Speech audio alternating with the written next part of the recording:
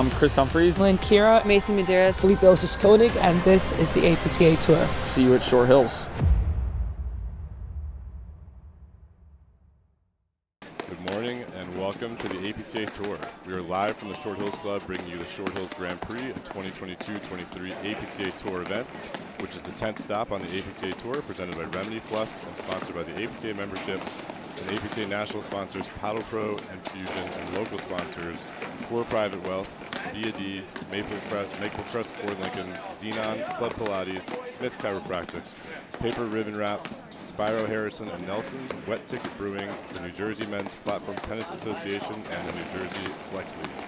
I'm Greg Morgan, along with Brad Easterbrook, bringing you this men's semifinal match between number 2 seed Mick Irdoya and Sven Burris, and our number 4 seed Chris Humphreys and Felipe Assis-Koenig. And our umpire in the chair today is Carol Ewardson. Brad, welcome to the match. Well, thank you, Greg. Let's take a quick look at our players on the court. Quick intro. We got a Jersey battle out here today. On the top left of your screen in the gray hoodie, the left-handed player is Mick Irdoya. He's the director of racket sports at the Montclair Golf Club here in New Jersey. And his partner to his right, on the top right of your screen, in the blue hoodie, is Sven Burris, and he is the director of racket sports at the Essex Fells Country Club here in New Jersey. And on the bottom of your screen, on the bottom right, is Chris Humphreys, left-handed player in the gray skull cap and the gray hat. And he's the director of racket sports right here at the host club, the Short Hills Club. And his partner, to the bottom left of your screen, is Felipe Assis-Koenig. And this should be a great battle. 2 and 4 seeds. Take a real quick look at the draw, see how these players got here. You know, there's a couple of real battles out there for these guys in the quarterfinals. You know, Humphreys and Assis-Koenig were down 4-2 in the third set against Uriah Parsons, but they came back great. I mean, Parsons threw in a couple of faults at that game, and then they capitalized and turned it right around and took it 6-4. In my mind, Humphreys Assis-Koenig is the most improved team of the year. They were kind of hovering around 10-9, you know, something like that. They made their breakout last year, and then they moved all the way up to 4, and they deserved it. They worked their way to 2 semifinals. They've lost, you know, a couple of times to Durant Mitchell, which I guess, right. You know, so can Power Hughes and other teams. They can say the same thing. Absolutely. And Burris Irdoya had a tough match against Ramsden Wagner before they closed it out 6-1 in the third, you know, comfortably. But, you know, Burris Irdoya started the season great. They won the first tournament of the year, first couple, I believe. And then they haven't really played much since. They didn't have a great Boston. They had this sort of same track or arc last year. Now they're getting ready for nationals now, so good performance here in this Jersey battle. So looking forward to a good one. Yeah, and I think that's sort of, you know, this is almost like a nationals preview with all these semifinals, and you know, Mick and Sven Burris and Mick Irdoya have made the last 2 consecutive national finals and are obviously defending national champions. So always a tough out, but Felipe and Chris Humphreys are playing off the charts good. And like you said, have every tournament they've been in, they've been in almost till the end. Yeah, it's a battle of 2 and 4 seeds. Humphreys and Assis-Koenig are the 4th seed. You know, on the bottom of your screen here, and at the top of the screen, the 2nd seed. And you know, both these teams have a little bit of everything. I would say Humphreys and Assis-Koenig have a little more offense on the overhead. The best spin overhead might be Humphreys on the court. They work kind of similar ways. You know, Humphreys has plenty of offense, great backhand. Forehands, he doesn't really hit it off the deck. He'll hit sort of like a low push one. Right. But he uses that more as a shot to kind of get rid of the blitz behind. The engine on that team was Assis-Koenig crushing his forehand in the middle, looking for blitzes and moving around.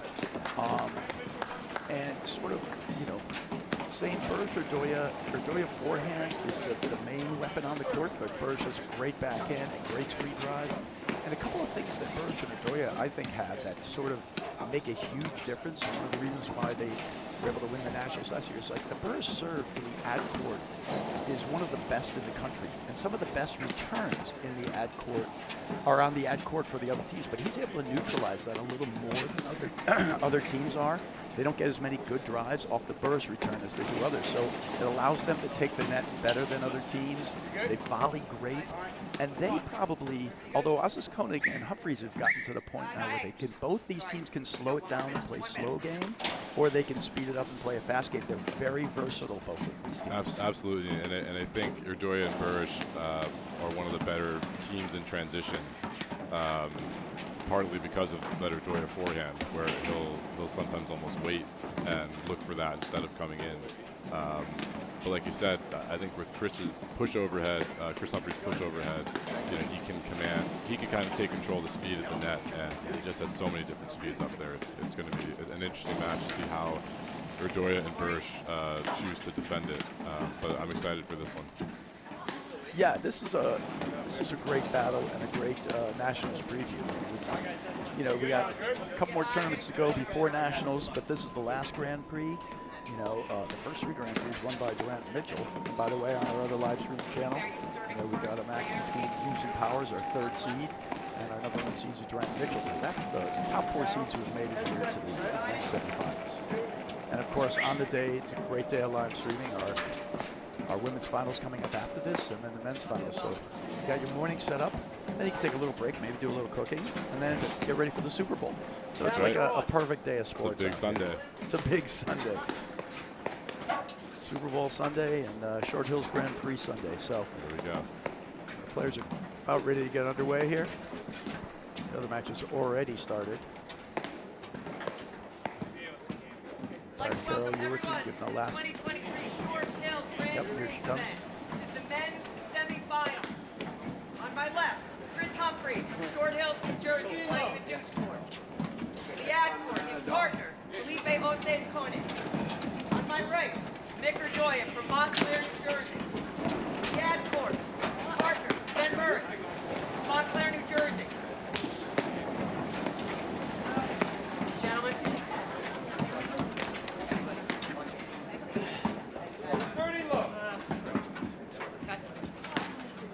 Good luck. All right, players looking tense out there. I like this.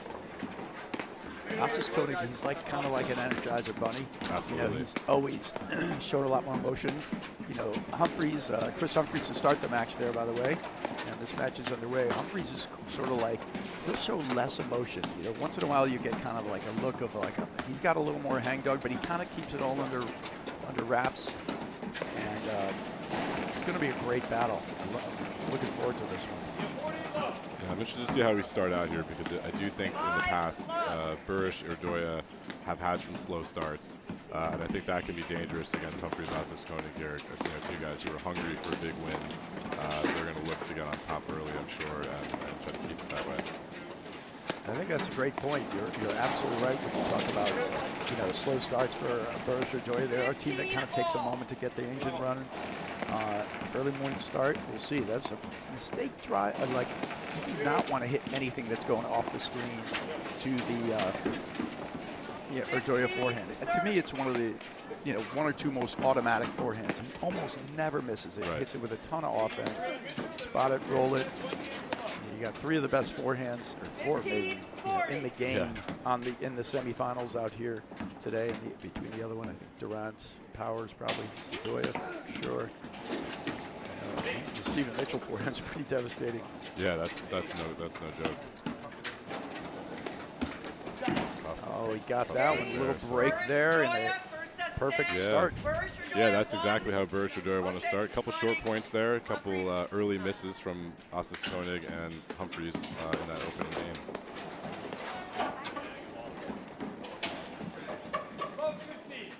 And I do think that's exactly really what Burish Urdoya need. They're not as match tough this season, we could probably say, with the amount of tournaments that Humphreys and Asis Koenig have already played. So any gifts they can receive in the early going, I'm sure is going to be well received from them. Yeah, Burish Urdoya started the season playing a ton and came out hot, and then they definitely took a break for a little bit. And this is their sort of coming back. They went to Boston. That's just an awesome transition shot from Burish. He is great off the screens. I think that Burish and Urdoya are one of the better warm weather teams out there because they're so good off the screens. Burish has great offense. He can do it from the deck, but he's even better when he has the option of taking it off the screen. In some cases, I think he likes it more off the screen. And Erdoya can hit it both places with his forehand, but it also allows them to range differently. Like Erdoya can come all the way over because the balls are coming out and take more forehands in the middle the warmer it is.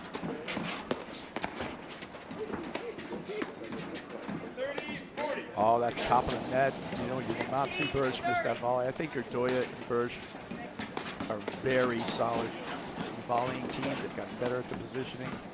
Tough to break them down at the net. Most of those misses, that was just a let court. 30 all. So the players still trying to find their feet under them in these first couple games here. We're at 30 all.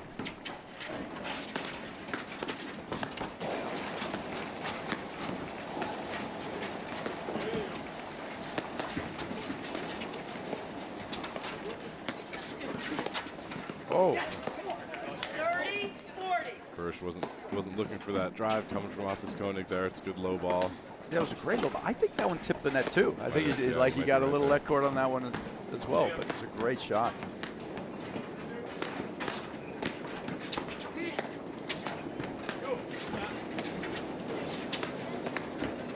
You'll see Ossis Koenig do that a lot. Hit the drive with a forward move behind it, looking for a blitz, coming into the middle of the court.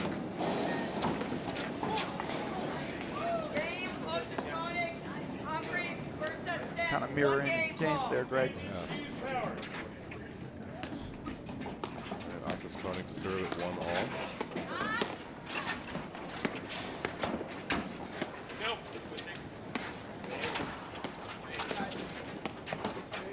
You know, in most matches, there's always a lot of talk about the underhand serve. I think the underhand serve works well against Erdoya, or better. You know, his forehand's great no matter what, but it's the better serve 15 all. because he comes over the ball so well. Anything that gets up a little bit, he rolls over it. It's more in the mid zone. You got more of an opportunity to volley a straight ball. Like Right. the forehand, he misses that one. But No, you're absolutely right. When he can get on top of the ball, it's you're going to be now volleying from below the net on that first ball, which is making the point for you guys at net much tougher to get started on than if you could take a ball more coming right into your stomach, let's say, like that.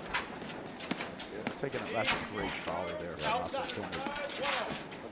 I also think that, like you had said about match toughness and readiness, Humphreys and Ossis Koenig are really playing as a great team. They understand their roles really well. They have it locked down. It's one of the things that have made them improve so much this year. That plus Ossis Koenig just starting to crush his forehand in the middle versus he used to only just kind of roll it and look for a Right. blitz, but now he crushes it, rolls it, moves it around, and then good defined kind of ideas of what they're going to want to do. Humphreys overhead he can do a little bit of everything now. He can cut it and spin it down in there. That's a great backhand.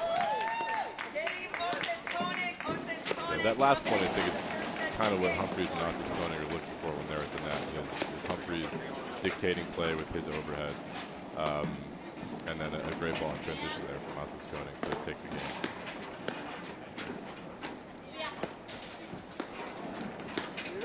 Crowd's all starting to file in here at Short Hills Club. It's a really great day to be out watching. It's not too cold out there. Players, I'm sure, appreciate the clouds. Yeah, it's always better to play in a little cloudy weather, no question.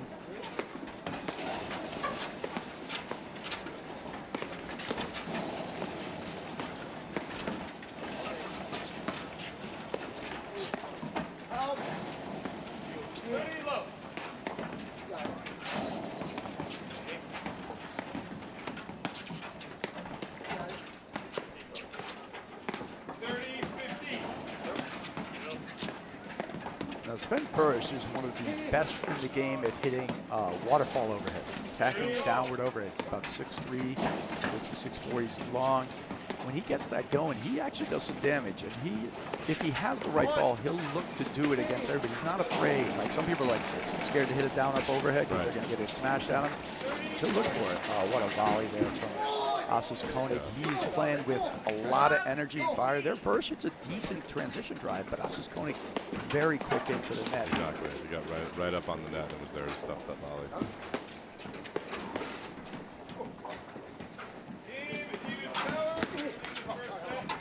There you go. That's the first fist bump there from Erdoya and Bursch. I feel like they got to get a little energy kind of going. Yeah, no, absolutely, and I think, you know, so far there's been a few errors coming from Ossis Koenig and Humphreys early in this match, and I think they need to capitalize on that.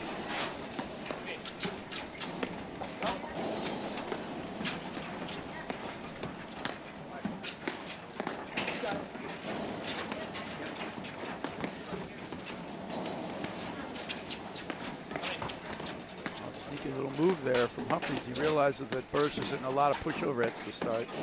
Tries to make a forward move. You see these players do that frequently. Hit a lob, sometimes adjust their position forward to the left or the right, depending on where the lob goes.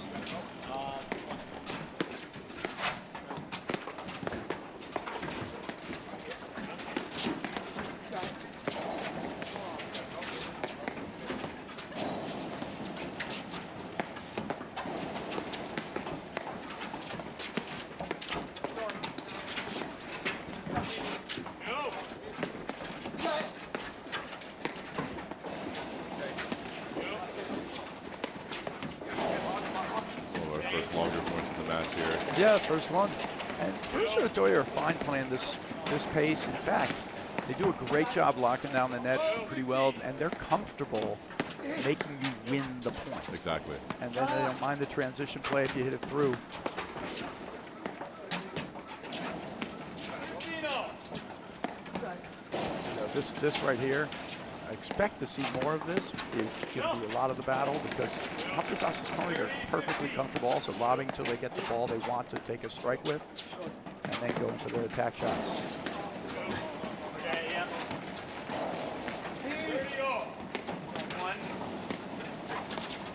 Now they haven't switched back, and I wonder if this is on purpose. I was just wondering the same thing. You know, like this kind of configuration, you know, one of the things with the lefty-righty teams is they frequently can attack both sides. You have Otoye who can attack the deuce side screen, and Bursch who can attack the ad side screen. So depending on who's going to hit the overs, they may want to look for certain plays to see if the match goes on. Good volley from Otoye there. Yeah, there you see the Humphreys forehand, though, that we were talking about. He hits like kind of a down chip almost. It's a good point from both teams. Misses the shot there at the end.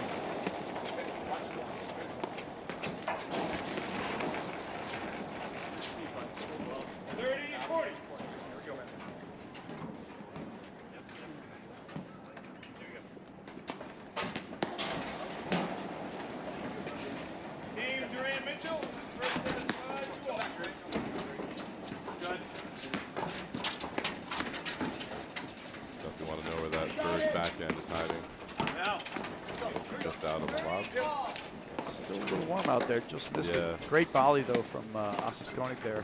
Yeah, the Bursch backhand is flat and down, right? And so if you get that ball up and he's looking for that backhand, he's going to crush it downward at you. He doesn't hit so much anything like kind of the roller in the mid-pace. He goes hard and flat and at you.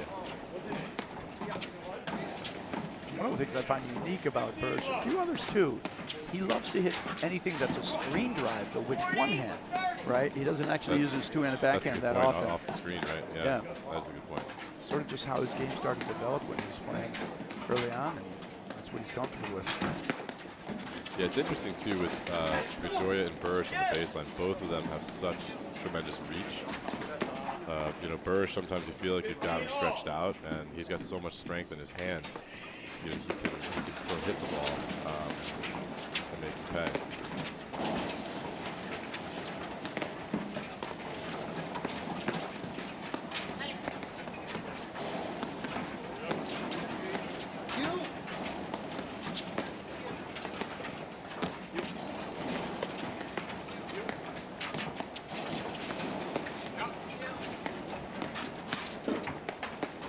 See that ball there, and the continued development of the Humphreys Ossis Koenig, that's the one he's going to have to start hitting. He'll hit that little chip, and it's fine. It's a ball that's bringing him back in.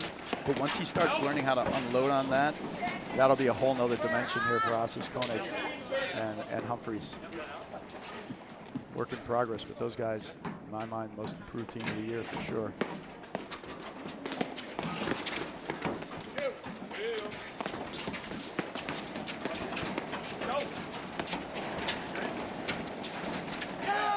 drives from Koenig there. Got a tough little sneaky trying to return drive there from Burge. He tries to hit sort of like a chip back underneath and around him. So Humphreys Ossis Koenig lead 3-1 in the first set. Yeah, there you saw a game where it was just 2 or 3 of those transition balls that they missed. Right. You know, Erdoya missed one early on. It was a pretty good look. That last look, maybe not so much from Burge. Exactly. You know, they might want to revisit how they want to play those shots going forward. You know, especially at a crucial game point like that. It's kind of a bit of an all or nothing shot at a tough moment.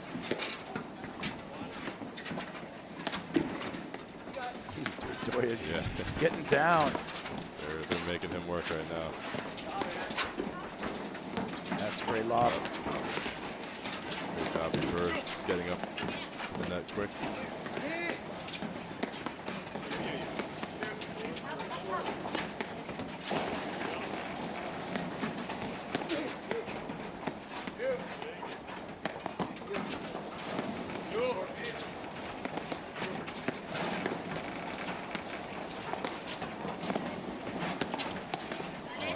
Spot on a drive.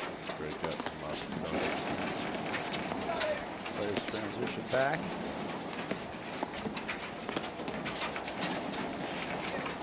Cutter to the roller. Yeah, a lot of variety from really all 4 players. But I think Humphreys and Ossis Koenig are doing a really good job mixing in different shots when they're up at the net. And you hear good yes out of Ossis Koenig. You get that a lot. He plays with a lot of emotion. Absolutely. Spark plug. Ooh! He thought Ossis Koenig was missed. taking that. Yep.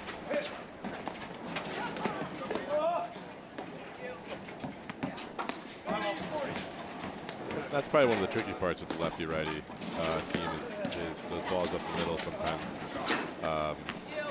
There could be a little more thought than who is going to take what ball. And you'll see that every now and then on some lobs and some drives coming to the middle.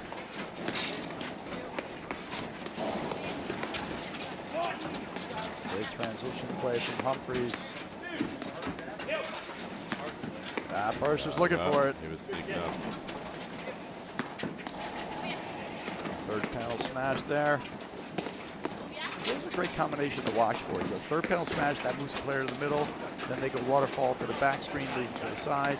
It's always constant look of combinations of overheads from the players. Some of the time they're just putting it back to get into position, but most of the time they're trying to find a spot to hit it to create some movement in that backward team.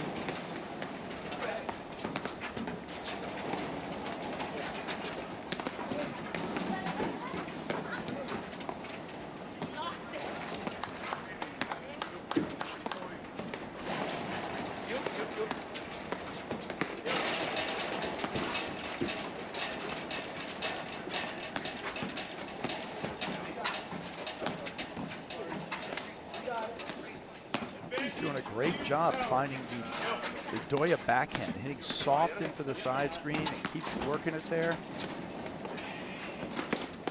Well, I was going to say that's one area where Burge did hit his forehand. It's a great transition volley from Burge, but did hit his forehand off the deck a little more.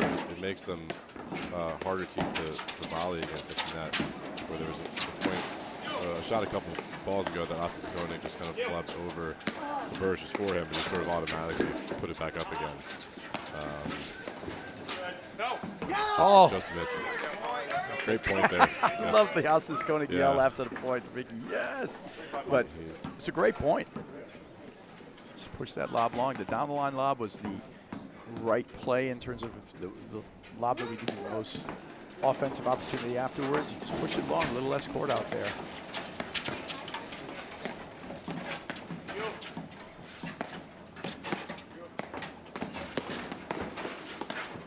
It's a great battle between two, just really strong teams.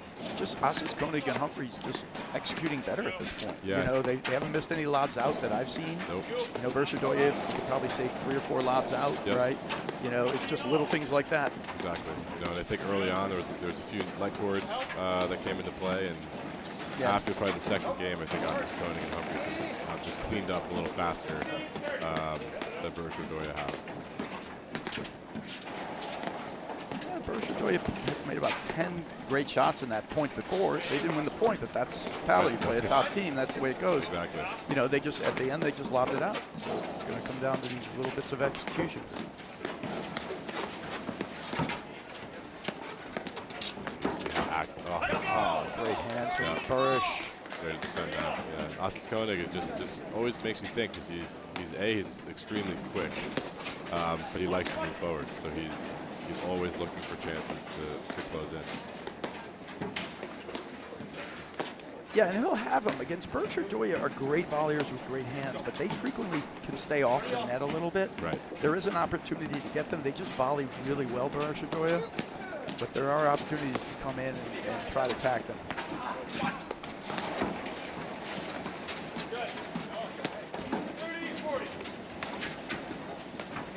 That's green forehand. He loves hitting. He does. There's another. Yeah, hit it all day. Just missed that one.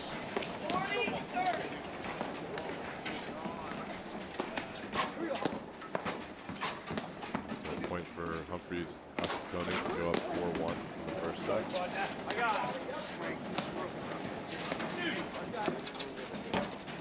Lob there.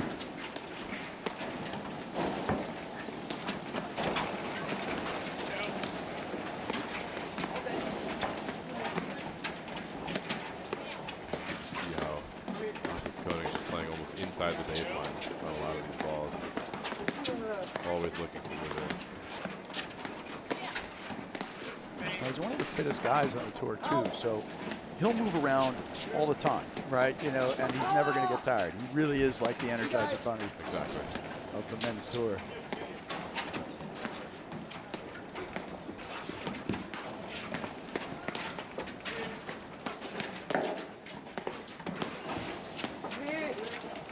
And not only that, his personality sort of mirrors the way his game works.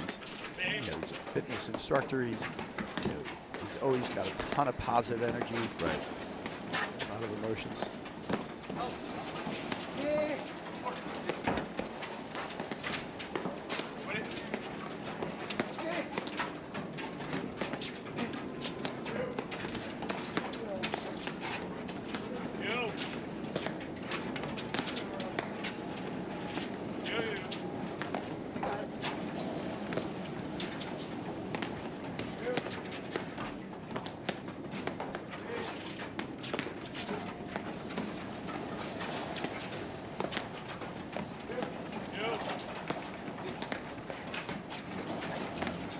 Just a quintessential sort of paddle point. You know, lobs are going up. They're looking for an attacking ball. Take it and volley right back.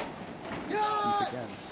Incredible volley, drive, and just better execution from Humphreys Asis Koenig. I can't see Berkshire Doya played a bad point. No, I don't think so at all. I think you're right. It's just coming down to that last shot, and you know, they're just missing a couple lobs here, missed that one volley, and that's the difference between the two teams right now. Yeah, no, and Humphreys Asis Koenig probably hit like 8 drives or 10 drives in that point. They just didn't miss any of them. All solid, well spotted, good shots. But Berkshire Doya are also just hanging back off the net. They're not doing that move where if you see the drive coming and you see, you know, Asis Koenig is going in there and he's even driving from behind the baseline. If they see that coming, they might want to get on top of the net, angle their paddle downward a little, and start to volley back with a little more intention versus defensively. Exactly. Every volley Berkshire Doya hit there was sort of like they're a little off the net, they're making it back. And that does work in the sense it works if Humphreys Asis Koenig are going to start missing some of those drives. But but they haven't yet. So I mean, maybe they're just waiting for sort of a regression of the mean. They haven't missed a single ball yet. So let's keep doing it. Eventually they're going to miss. Then we'll capitalize and we'll go ahead. You know, or they could say, you know, let's get up once or twice and see if we can volley a little bit more from close, like on top of the net. You know, it was great points though. Absolutely. All right, so Burrish to serve at 1-4.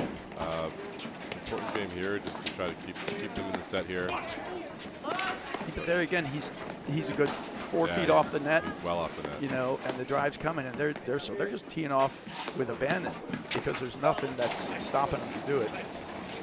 But like I said, we haven't seen. I don't think we've seen Humphreys and Asis Koenig miss a drive out of the first, you know, outside of the first game. Right, yeah. You know, there's another great shot. Awesome volley there from Bedoya. Oh, there's a first miss drive on a good look from Massa's. Absolutely, yeah, great look. He was coming in early on that one.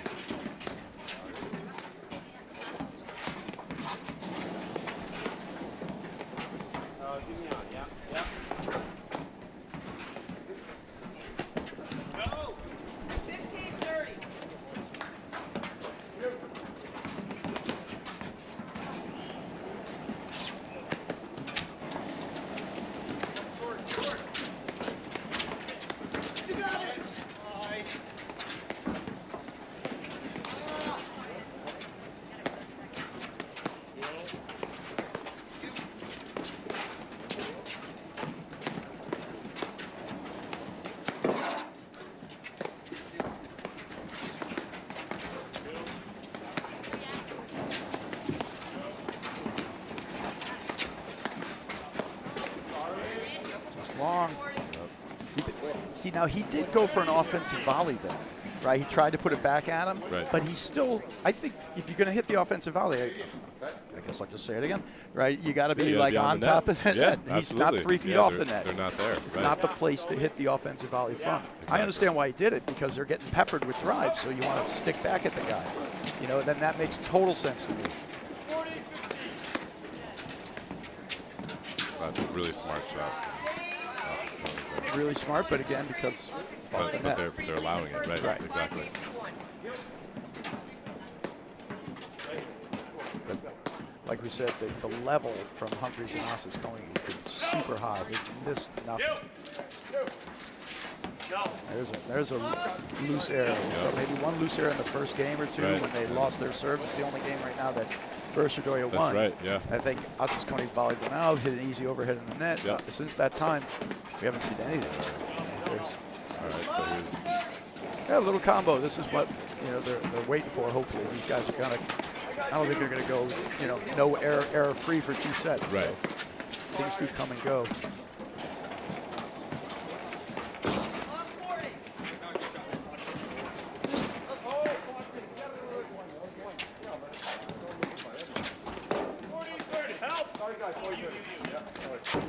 Like we said too, and you made a great point in the beginning, Greg. Bedoya can be slow starters. All right, so there's a good break of serve for Bedoya.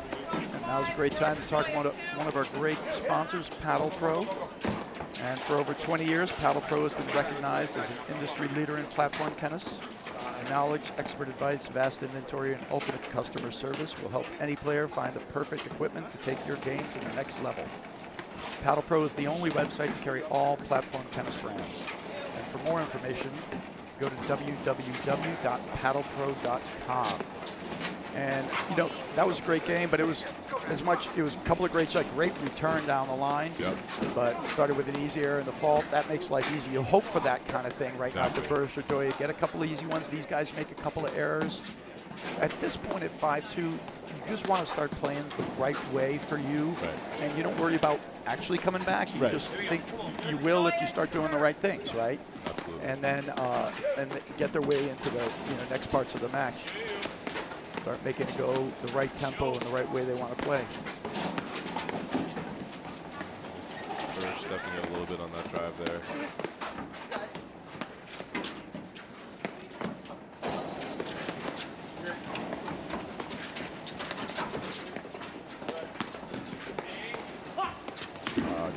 So good. But see there, where is Osses Coney? He's on the net, volleying downward. Exactly. It's a great drive from Burish, but he doesn't know where Osses Coney is. But Osses Coney on top of the net, hitting the offensive volley. Just a beautiful play. Oh, that's so good. So good. The little that cord pops over the paddle of Osses Coney.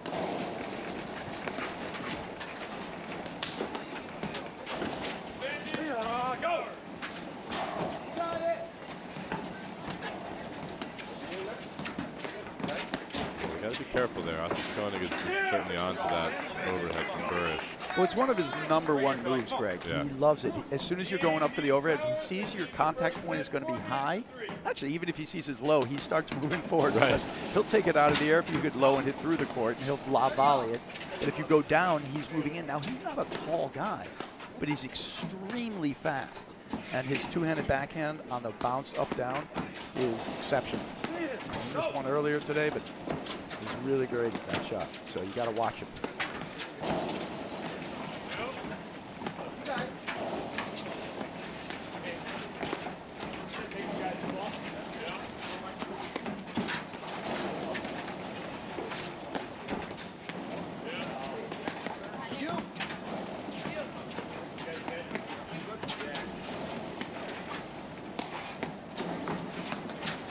There's the chip forehand from Humphries, but he misses the transition volley. String 2 games together in a row here for Berger, maybe?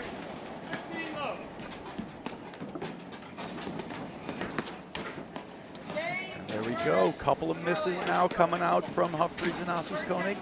And this is exactly what Berger needs. Like, the Armors, like, they played flawless for about 5-6 games in a row, got up to that 5-1 lead after losing the first. Now they're throwing in a couple of misses. Switch in the backcourt there.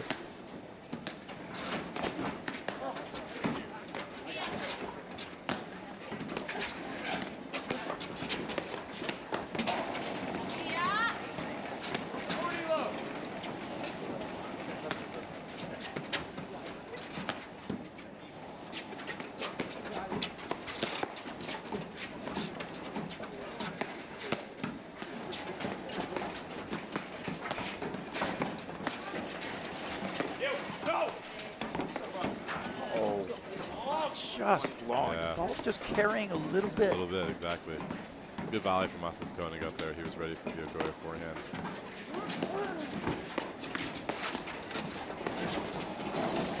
Oh, that's a good look from Humphries, but we didn't see him missing that before. Now it's the opportunity now for Berger to start to capitalize, make their move.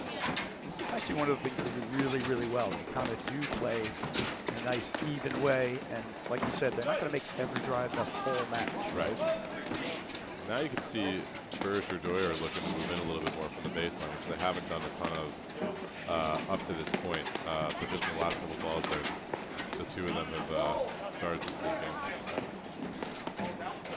All right, another men's semifinal. Hughes and Powers up 5-3 against Durant Mitchell. So it's just a couple of heavyweight battles out here in the men's semifinals. Yeah. 1 of 3 seeds over there. It's 2 and 4 seeds out here. Berger, gonna be a lot of scoreboard pressure if they get this game. They are taking the net. Coming back from 5-1 would be a huge move, and they can absolutely do it. Berger have this kind of even tempo about him. Right.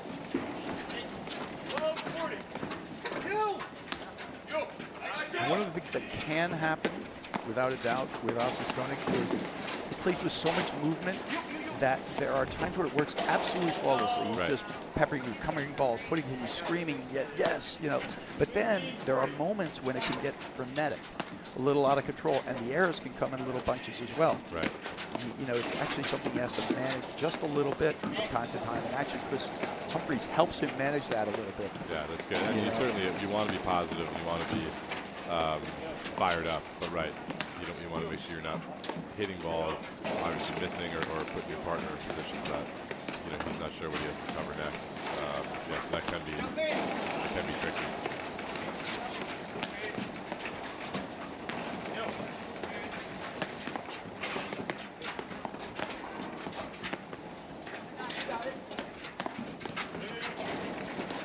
Nice dig there. That's a great dig.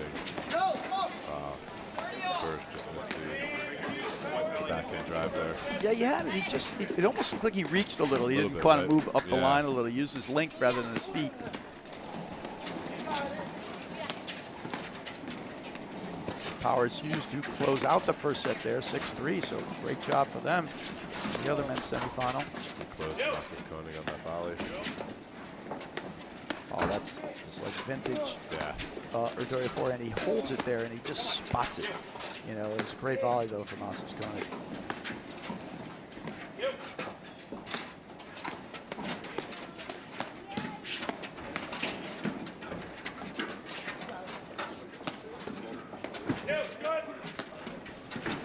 I love the difference in styles. Like, you watch Birch Urdoya, they sort of float around and use their length, and then they just hit these great drives.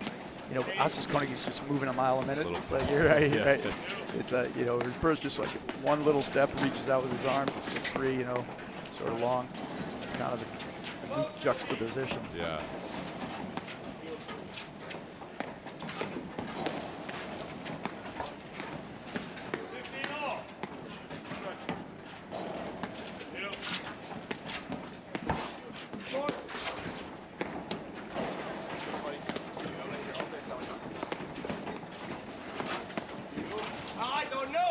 So that's an interesting end to that point there, and you wonder if that'll be something they try to do a little more of, where three basically just aggressive overheads going into Asas Koenig's corner, and he was clearly struggling a little bit to get each of them.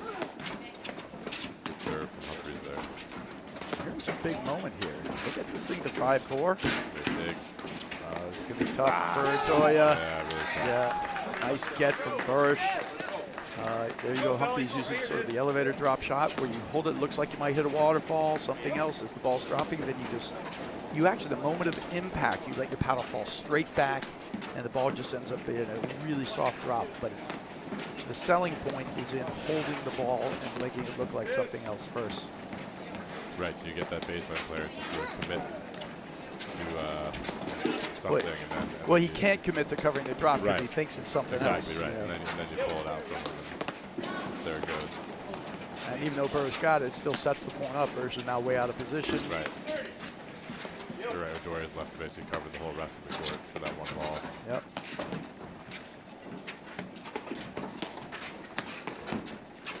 So I like how Birch and Urdoya are settling in now, you know, to the game they wanted to play. Lob well, look for the right strike balls, and then take them. And it's just going to come down to execution, really, for these teams. I don't, you know, there's not a lot separating them. No, it's only been a couple things here and there, but I think it's things like that where they just, you know, they waited until they had that opportunity. That's great. Oh, great hands. He tagged him, got him in the ear. Yep.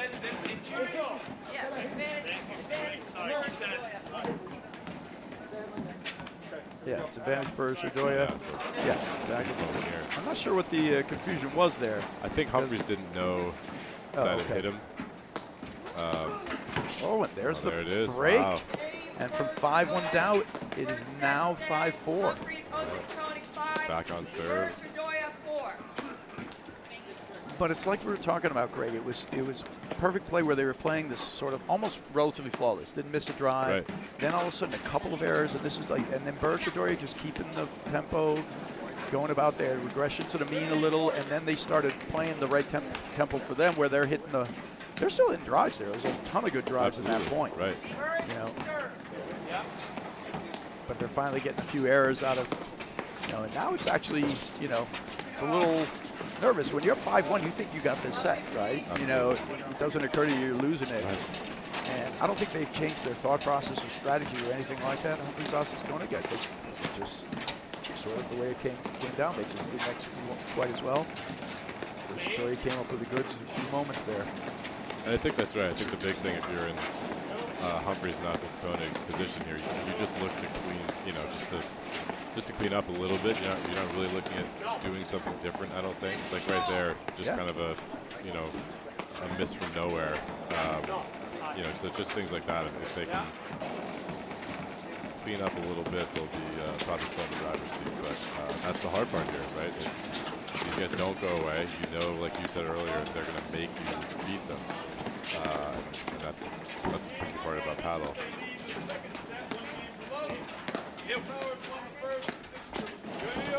Cover from Urdoya there.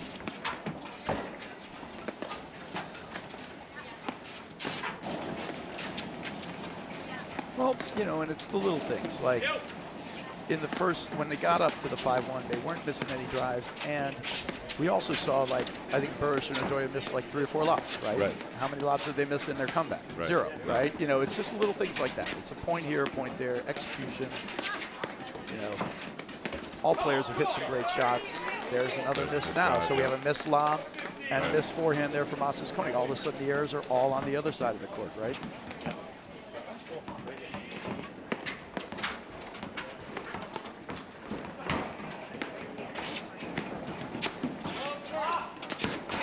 Gonna take that out though. Nice get.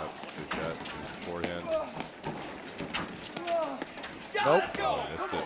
He spotted that so well. Yeah. That's a 40-15 Burris Ordoya. Point for 5 all.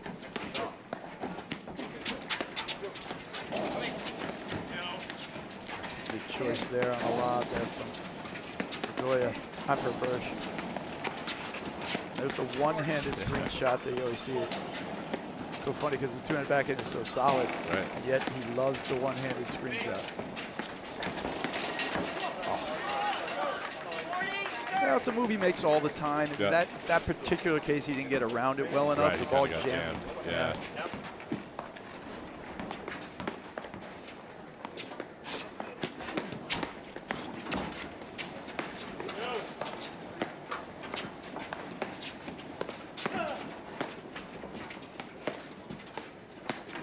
You know, I think all these 3 of these pros, you know, Humphreys and Ordoya and Burris, they all work with about 20 minutes of each other. Right.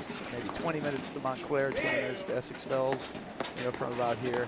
It's kind of a little bit of like a little hometown showdown too, a little bit. Absolutely. I know the crowd loves this. These guys obviously all know each other really well and play together a bunch. So it's a fun atmosphere, and obviously for Chris Humphreys being the pro of the Short Hills Club, it's a great experience for him. And there's another miss from Asas Koenig. Yeah, it's just a little. They all of a sudden all the great play has sort of gone away. A little drop in the energy now, and Burris and Ordoya just going about their business, and the comeback is complete. 5 all. See Chris Humphreys trying to keep Asas Koenig pumped up. And Keep this the energy positive. You know, at this point, it'll hurt both teams because they've made the comeback all the way, but it's going to hurt a lot more for Asas Koenig and Absolutely, Humphreys. right. You know, losing at the end of 5-1. Yeah, right. There! So there! No, I'm there. I'm just there. So that was Burris again trying to move in there and had a quick hands battle, and Ordoya just came up short on that last ball. Really big swing from Burris on the backhand. Now, Greg being also a director out here in the Jersey area, you know, I would think Humphreys has one of the big, whatever, Grand Slams of Jersey. He won the League Classic this year. Is that a little feather in his cap? I would say 100% yes. And I know he really enjoyed that experience. Our New Jersey League Classic is a great event, huge tournament. 128 team draw, right? Yeah, I think it's 160. 160 team yeah, draw? it seems like it gets bigger every year. No, really, they're going over 128 teams. Yeah. Wow. It's big, yeah. So to be the last team standing after all that is certainly a feat. But it's definitely something that any Jersey pro is always shooting for. No question. That went out, I think. I thought it was out. Yeah. Called wide. So really important service game here for Asas Koenig. Oh, yeah, it's like once the bleeding starts, Right. you know, it's you got to stop the bleeding. Now it's 30 all. They had they were 2 points from finally getting a game here. Burris Ordoya, great move there. And you can see they're targeting Asas Koenig a little bit. For the last game or two, the errors have sort of mainly come out of him. Most of the things come from him, though, right? You know, That's a he good point, delivers most of the offense, and Humphreys will hit that big backhand from time. Oh, there's just That's an incredible shot. heck of a shot, Yeah. pulling him. Even Ordoya gives him a head nod there. He's picking himself off the ground. He goes. Not easy. There's not a lot of room to hit past Ordoya. And he That's gives him the head nod. Well, Ordoya played it where he only had this much space, and I think he was kind of like in his mindset would have been like, if you hit it on the line here, Right. good for you. Yep. I'd rather you go for it and maybe you'll miss it. But he put it right there and then immediately faults right after. Which Right. is that's a bit of a buzzkill. Exactly. This is what the execution is getting a magnum to find a little bit towards the end of this first set.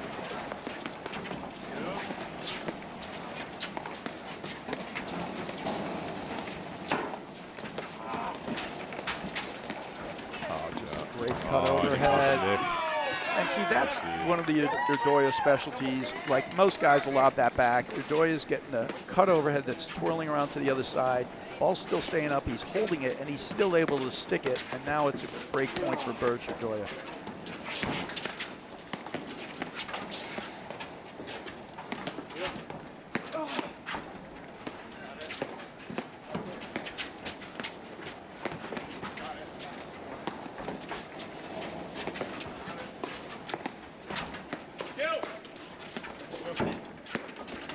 That is just such a good move. And that's going to do it. That is perfectly done from Birch Urdoya. Now they lead the second set 6-5. Coming back from 5-1 down. Yep, 5 games in a row for Humphreys and Osses Koenig, and 5 games in a row for Birch Urdoya. And it's just a tale of kind of 2 parts of execution, and now all the execution is right up for Birch Urdoya. They're doing exactly, and you could see Birch there. He knew Urdoya had a big forehand. So Birch started running in right away, made a quick move, ball gets up, and he's right there to hit a perfect cutter behind Humphreys.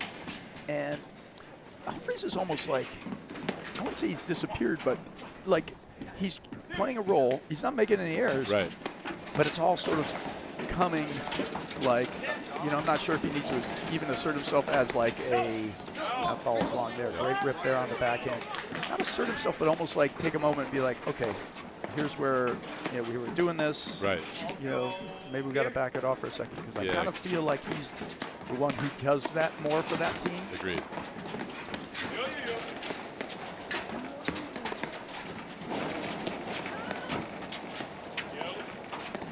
But also a lot of it comes down to Birch Urdoya just waking up.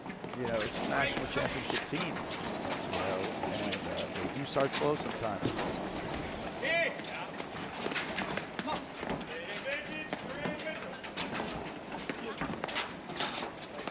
That's a great volley from Urdoya to avoid Osses Koenig. Well, they're doing a really good job now.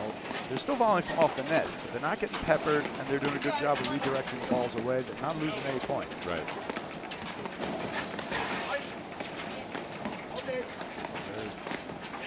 Birch waterfall that he'll use all the time. Yeah, he leaps up, he gets on top of the ball, hits it, just flicks the wrist down on it. As a taller guy, you'll have more opportunities to do that.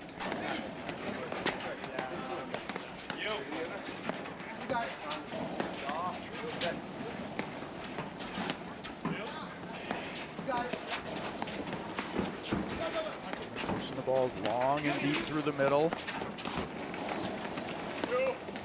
And go ahead and beat us. Keep making 8 drives a point.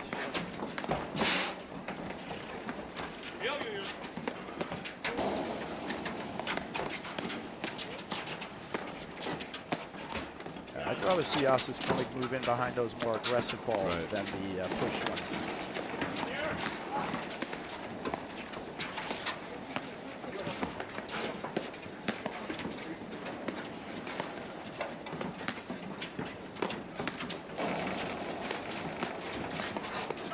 That's how far Urdoya will go to hit that forehand. And they've got that work down to a T. And then you see Birch just coming right up and just forcing the air. It's beautiful play, and he's all the way over, you know, to the second post inside the Birch court. And then Birch looking for that ball that he's going to take and finally blitz on it. Just perfectly done. Humphreys in good position, looking to hit the offensive volley. Just too much pressure.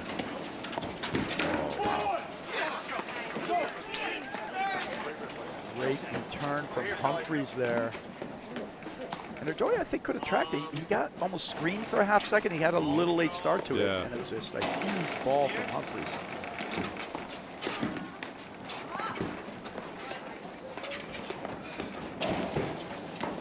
That's a great serve from Urdoya. Just popped off the screen, and you don't see too many things get that far away from him. No. He misread that a little. 30-all. 2 points for the set for Birch Urdoya after being down 5-1.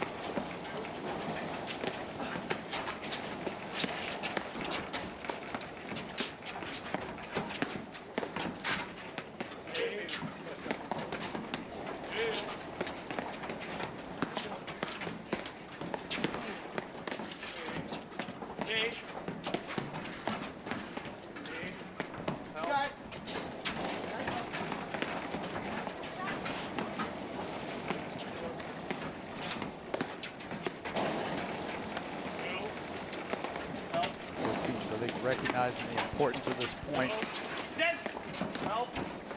Still making these moves, but they're really pushing the ball along and through the court. Hasn't had a good look at a blitz in a while. Yeah. He still wants to go, but it's not there. And set point now for Burr Shadoya, just turning the tide completely. And if it goes the other way, it's kind of like we said, they resisted the temptation to change. They figured it was going to be a regression to the mean. Right. They cleaned up their, lob errors. Basically, we haven't seen one since that 5-game run from Humphreys and Ossis Koenig. And, we've seen the errors come from Ossis Koenig. Now there he tattoos Bursch. I'm not sure if he was leaving or not leaving. I mean, he got a little confused if he was bailing or not, because he didn't stand in there to volley. And at the end, it just tattoos him. There's an offensive volley. Oh, he's heating up. He's getting fired up. Look at him closing in now. I love it. The fist pump, and it is set point. Set point number 2 for Burr Shadoya. Pump you see the up. energy is changing a little bit. You see Ossis Koenig's a little bit less positive than he was, and Midoriya especially is fired up here. He's going to hit that. Nice move. Slow it back down.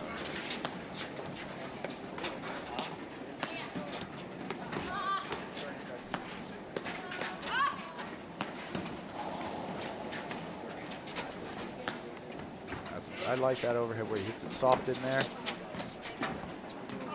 Great play. That should do it. That's exactly. It started with the soft one here, gets the weak lob down the line, then he goes long cutter in and across. Now Bursch handles it, but he hits a weak lob and he gets the finishing shot after. Just beautifully done. Really well done.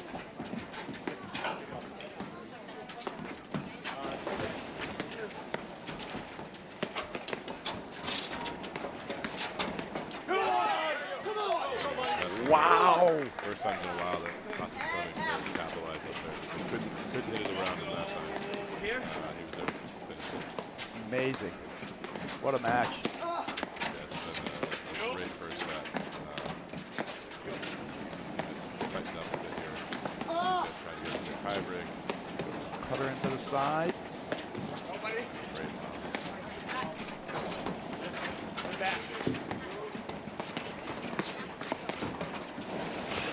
Side back. I think Ossis Koenig is going to probably just stay steady until he gets the ball that he's looking for up the wire.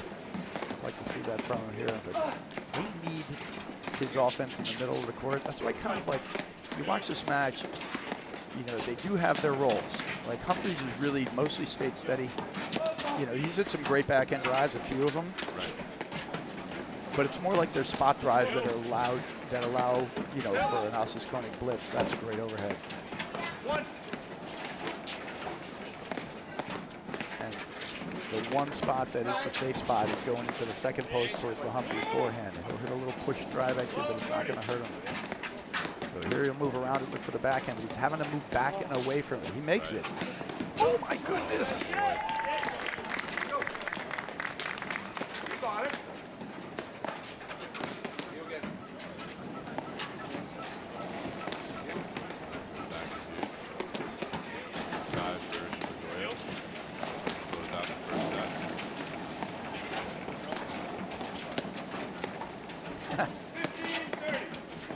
Again, using his length, it's just they're just able to kind of stick it. He goes a forehand, underhand volley, and then he reaches over here with a backhand volley.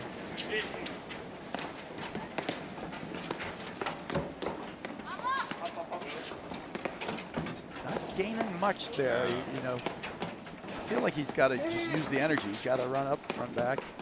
Right, exactly. I wonder if he's got a certain amount of steps he has to take per match. Well, it's funny because I think Burr Shadoya have really in between middle volleys that they missed. But they've certainly, they're obviously expecting that he's going to be moving in there and they're staying calm and they're volleying around. I know that it's having the same effect it had earlier.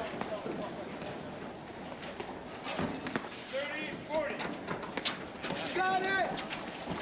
Oh, just really good transition play there. I think that volley in the middle is the play between them, because both Bursch and Shadoya will kind of just they kind of stay in the middle a little bit. Right. they don't do this tight shift way over where they force the team around. So finding that spot, if they can find a place where they can get a drive for them to miss, because they volley so well. Might be the spot in between them, where they're both looking for a forehand volley, kind of.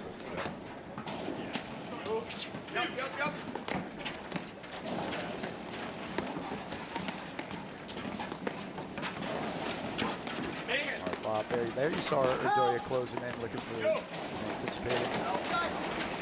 I actually love this look now, where they switch back here just to change it up a little. Oh, beautifully done from Humphries.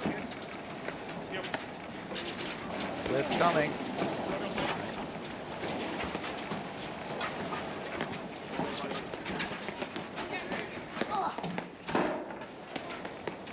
Wow, this is a great point.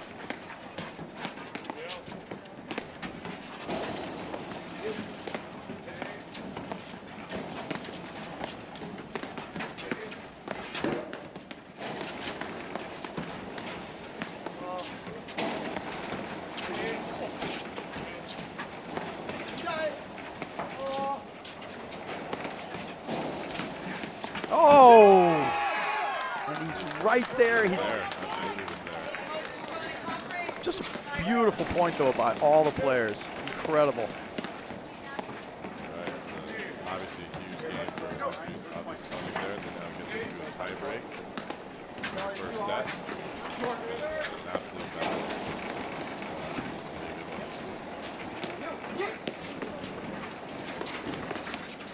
He's got it. I actually thought he would go for a cut drop there on that finishing. Once he had a shot of position there, I thought it was available. Maybe he didn't feel it, but I'm sure Assis Koenig really hits the forehand cut drop that much. Yeah, I don't know that he does. Good transition back there from Assis Koenig. Smart use of the lob. I think oftentimes in transition, people get caught up in trying to do the hand-to-hand. If you don't have it, the ball's on your net, and the players are closer to the net than you, lob ball and retreat. Yep.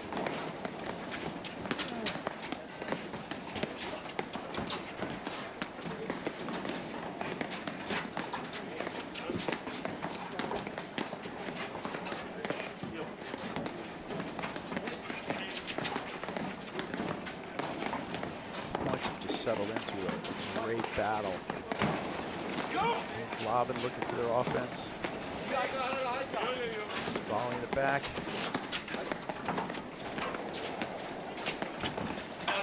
They started a little earlier in the other men's semifinal, but we're barely getting to the end of this first set. Right. They're well into the second set.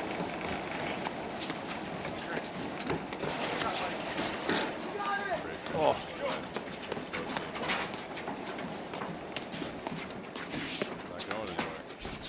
Oh, Burris just flicking it. Wow, what a pickup from Humphries. Well, that's his job. Right. You know, is to play the backstop, right? I mean, it's just, he knows that Assis Koenig is going to be up there doing whatever he's done, you know, and eventually they'll get it past him, and his job is to get it. And he does a great job of that. That's how they know their roles.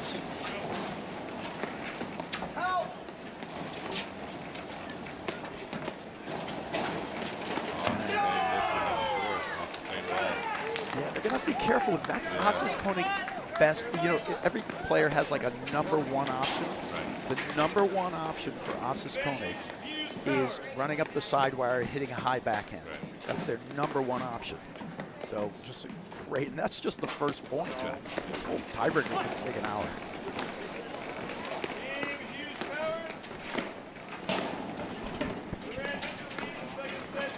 Macy Elliott up. Mason Medeiros up in the booth here, looking for getting ready for her final round match. Incredible win against Hanish and Zabori. You put that on your like cardboard box. Not too many wins against them recently. So great win, 7-5, 7-5, 7-6. Down what, 5-1 in the first set? Just like this match here, actually, except Assis Koenig and Humphries able to get it to a breaker here. Wow, there's a big backhand.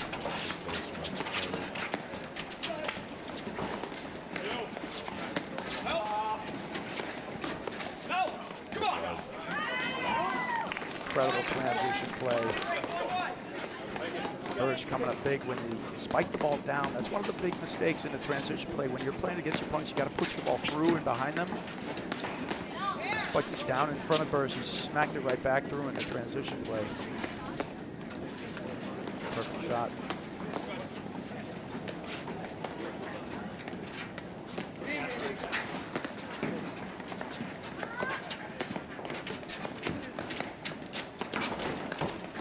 Nice transition. These guys are doing a great job in transition finding the attacking shot after. Oftentimes when you're moving like that, it's not easy to control that next ball. Right.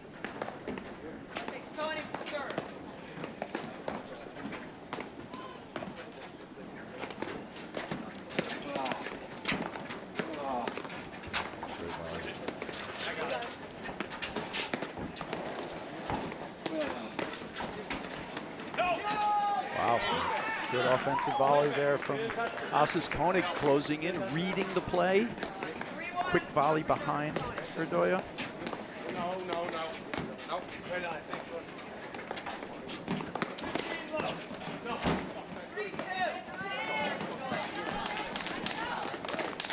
That's a 2 serving 3 in the first set tiebreaker.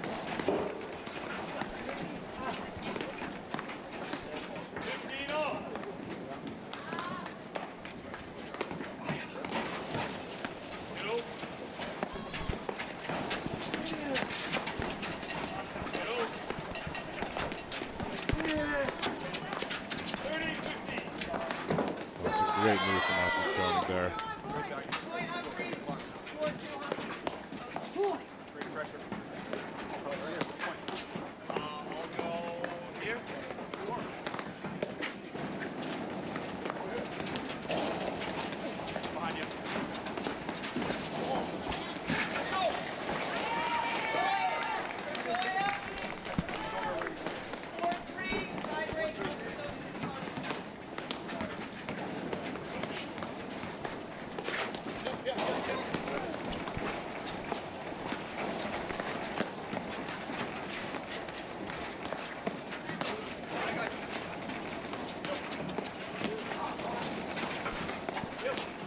Shout out to Amy Hollander watching from Pound Ridge area.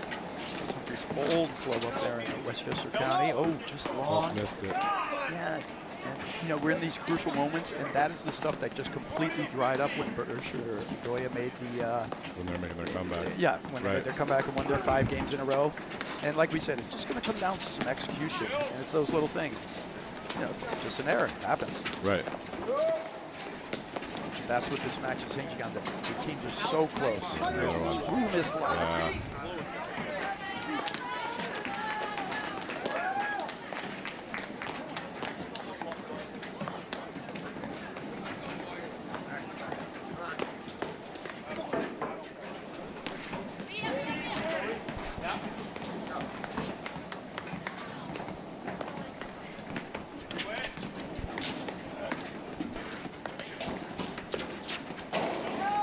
Oh, goodness. And there There's you the first have set. it. It just went so quickly. It went to this battle. Then fast move up from Humphreys, Asis Koenig. And right when we get all the way to the end, they had 2 set points, version of that, brought it right back to that moment. And then at that point, it was a really tight hold to get to 6-all. And then just a great tiebreaker in the way it was getting played. And then all of a sudden, 2 lobs out and miss volley Yeah, wide. kind of back to how it started for Burge Erdoya there. And just like that, there you have it. First set. All right, we'll be right back in just a moment after these messages right here on the APTA YouTube channel presented by My Paddle. Welcome to CI Private Wealth. Here, you'll find a profoundly different wealth management experience. With the strength of our parent, CI Financial, we've built a diverse, world-class wealth management firm at a size and scale like no other. That means no matter how complex, extreme, or niche your wealth goals may be, you'll be matched with an advisor who can help navigate all of life's many challenges, whether personal or professional, so you can stay focused on the journey. Our advisors are the reason why our strategies are so unique. why our services are so personal, and why your wealth management experience can be so profoundly different. Get started today.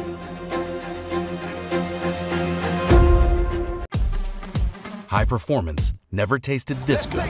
Chocolate, berries, cinnamon, agave. Fuel your car, then fuel your body with Remedy Plus.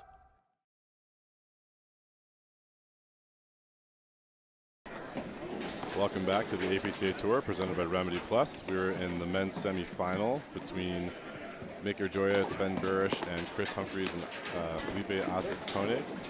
Humphreys Assis-Koenig just won the first set in a tiebreak in a back and forth battle.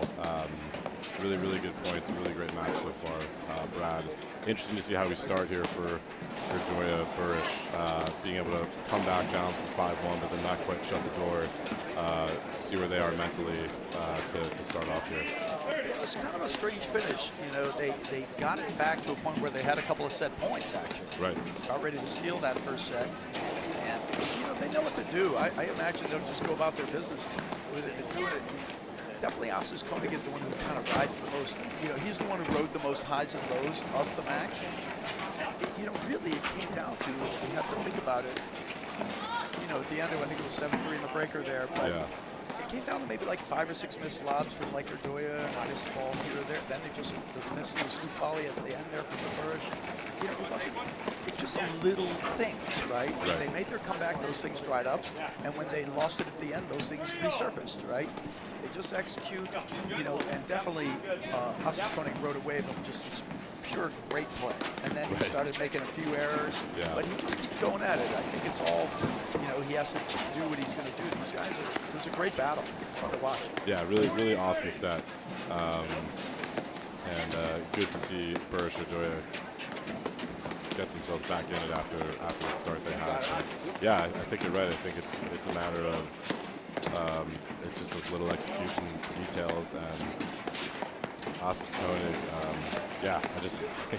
his energy just is right away in the second set. Still going back to what he was doing and just moving quick and being a part of every shot.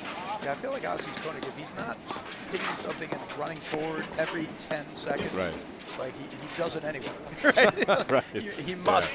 He has to do it.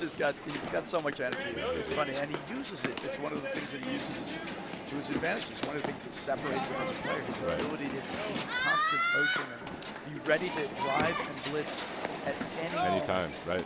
That was wide.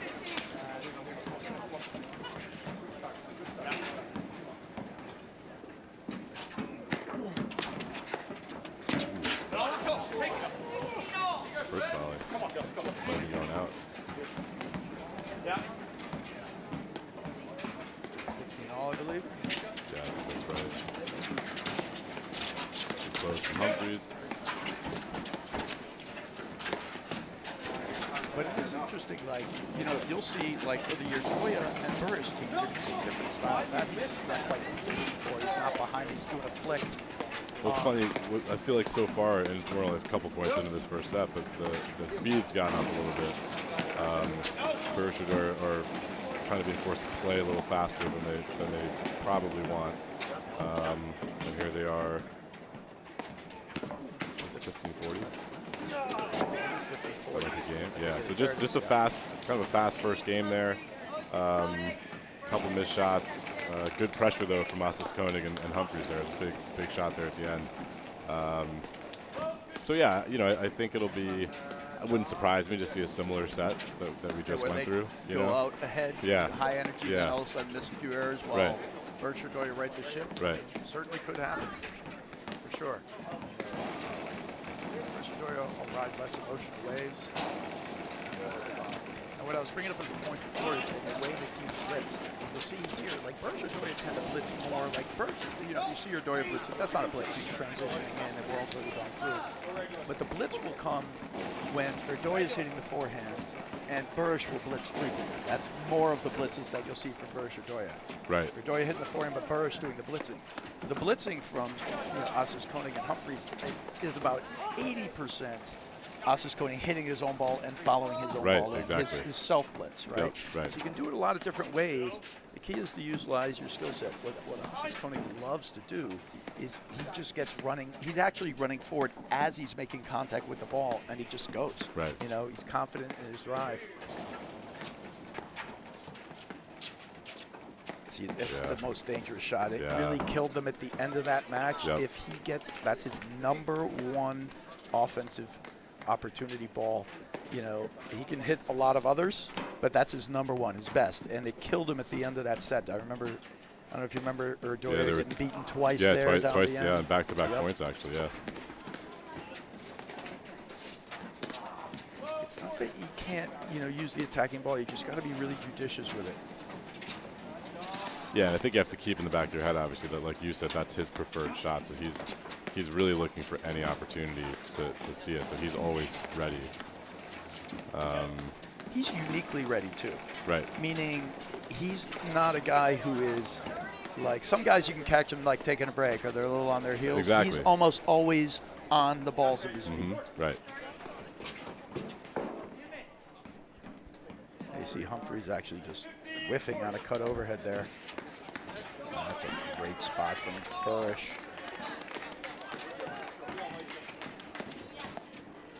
You know, it's always been great, the international flavor of our game. You know, Burish, who's Croatian by descent, and Urdoya is Estonian. I would think there's a good chance that huge fans out there in Croatia. I know Burish's father, Sasha's probably watching this match. Definitely. Whatever time it is there. Actually, it's probably not too bad. I guess it's probably like 5-6 hours ahead. Right, yeah. Nice middle of the afternoon.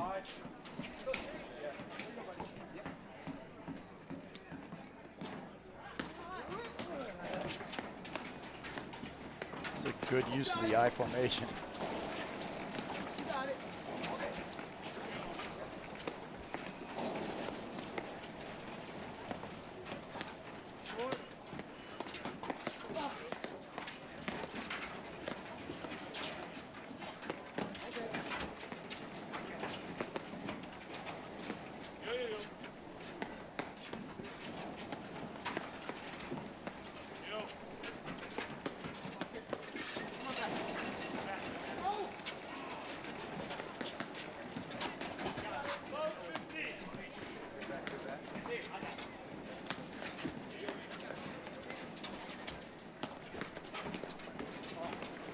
Oh, sneaky little drive, but nets it.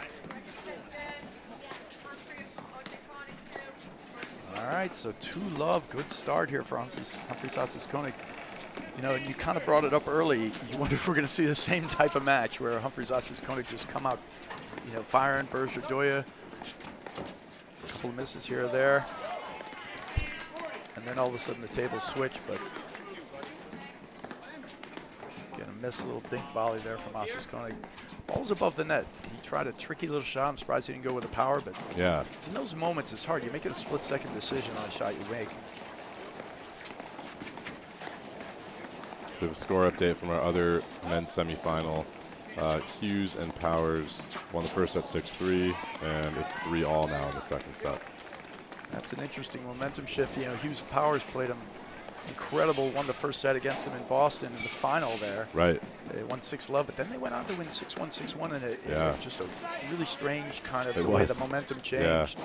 But here, they got up 6-3, then they were down 3-1, so they just won the last 2 games. So clearly it hasn't completely shifted one direction or another. Another good close from Asas-Koenig there. He's making a statement here that he's you know, they're going to obviously try to avoid allowing Burish or Urdoya to do what they did in the last set and come back in. They're both moving in on that one.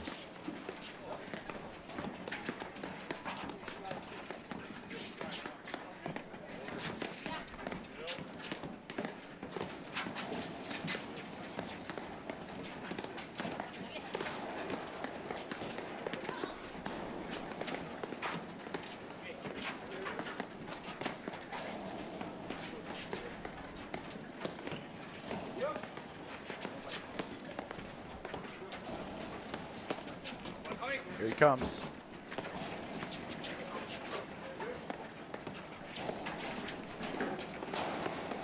You know, I love this diet of the long, deep balls. It's not going to lose them any points. This is the kind of the ball you want to hit. Like when you don't have anything, it's just not going to win them any points. You know, Humphreys and Asakona will stay out here until they get what they want. Absolutely. They know how to go. Right, but everybody has a shot clock, and I wonder. Even Asis Coding, I think if you hit like 70 of these, well, I don't want to see it, but exactly, like he might start running around like looking for something at any time. I think that's exactly right. Just don't know what the break point is, and whether it suits the tempo of Bursch and Asis Coding, Bursch and Odoya here. But you can see they're almost doing it now. They're just one after another, sort of deep. Now he's a couple of attacking overheads, but mostly it died. Now he's speeding it up again. A little bit. And I think that's part, like the way this set started for Bursch or Doria was obviously not how they wanted, but it was quick. And this is how they kind of got back into that first set, was to slow things down a little bit, minimize the transition. That's a great ball from Humphreys, though. Yes, huge. As Doria was closing in. Really good backhand. But I think you make a great point, Greg. That's essentially how they started to make their comeback. Just bring it back a little bit. And then they got the errors out of Asis Koenig. Right. And there you see Humphrey actually huge, meaningful backhand there, bringing that 30 all. And that kind of goes back to what you said earlier, Brad, where, you know, maybe Chris Humphreys needs to, you know, not necessarily assert himself more, but you know, we didn't see a lot of that in the first set out of his corner, where he was kind of the steady Eddie, let's call him. You know, so to bring some of that in the second set, that could be a welcome change for those guys here. You know, it's strange. So I think he did his role almost perfectly, though. I think they're doing it kind of in one way. It would be great if he developed his forehand. You know, Humphreys, so that it would be less of that safe spot in the middle, where he could tattoo it. And then they could even have different blitzes where it's not a self blitz, you know, where he'll move in on a Humphreys backhand every now and then, but because he plays a deuce court, it doesn't. You just won't see it that often, right? But he's doing his role kind of the way he wants to, you know, like. You know, Asis Koenig's going to be the engine, and Humphreys is, you know, the steering the ship kind of thing, you know, and making sure that things are running the right way, and it's perfect. And his job is to do like a lot more attacking overheads, things like that. That time he got him. He got him because he got him moving, and I actually think Erdoya saw that spot, opening that time. Instead of Asis Koenig getting him, he got him. Exactly, he went the other way, Yeah. Another great backhand from Humphreys there. Yeah, that's a great shot. Yeah, this is a moment here, although I'm never going to count out Bursch or Doya. Agreed. Yep. I feel like it's hard to play uphill all the time. Oh, exactly, right. You know, like from 3 love down, 5 love down. Yeah.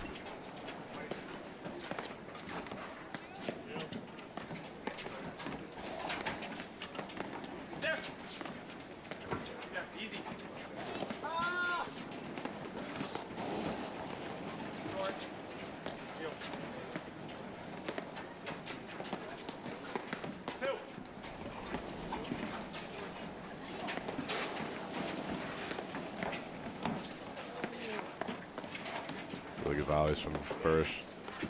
Oh, he follows it up with the overhead miss. Yeah, a little paddle toss there from Bursch. They're going to have to get some energy here. Yeah. They got a fist bump, but little hangdog look there, down 3 love now. You know, and like we said, it's kind of an interesting thing. They made all that. Is it worse to make the comeback and get it to set points than to lose that first set 5-1 and just, you know, 6-1 or 6-2 and then just regroup? Right.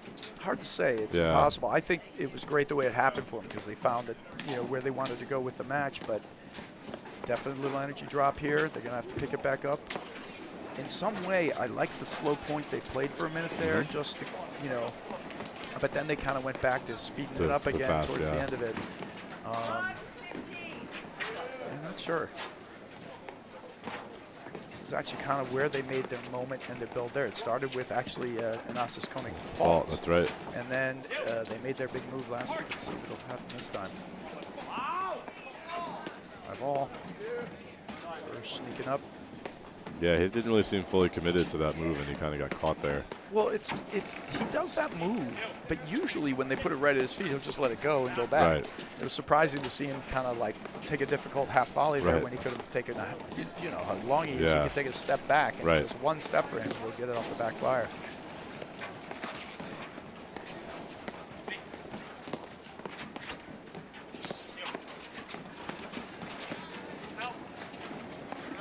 just missed on that lob from Burrish. Yeah, just a couple loose mistakes there. Not the way they wanted to start this game, obviously.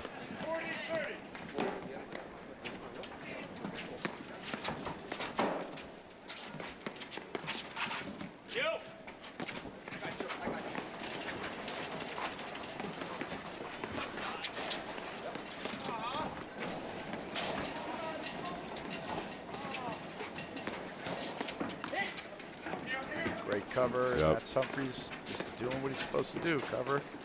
Move. That's perfect. That's a great shot from Burrish there. And a good setup off the Adoria roller with Humphries having to cover the whole baseline going back to the deuce court. Yep. Go from the left side of the court to the right. And just too much to keep hitting a good quality ball. Great blitz. Great return and blitz, yep. And see there you see their combination of blitz where it's the Adoria forehand, the Burrish blitz, and all that pressure. It's not that he can't make that volley, but the pressure of the blitz is causing him to miss it because he's got nowhere to go. Well, that's right, yeah. I mean, and as much as Asis Kone covers at the net, when you have Burrish or Doria up there, those guys have a serious wingspan, as Doria just showed you on that last ball. There you see it again. So it started with that fault, and they get their first game now underway, 3-1. And that was a good high-energy game and a great blitz there. That's what they're looking for. 2 blitzes.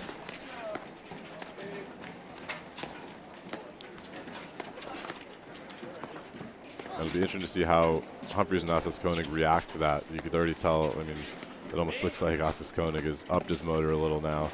I don't want to say he feels responsible for the game, but you know they know what happened in the first set, and yeah, that's a big forehand there. That was huge. Sort of trying to hold them off here with maybe some more offense from Asis Koenig is what it looks like he wants to do.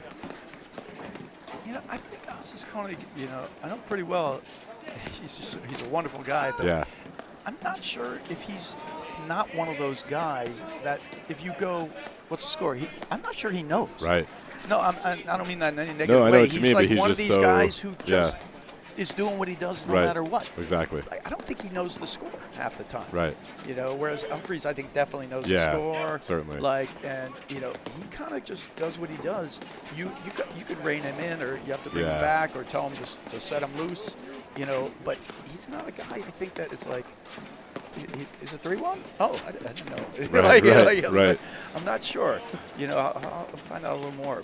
But he just does what he does. He's pretty fearless.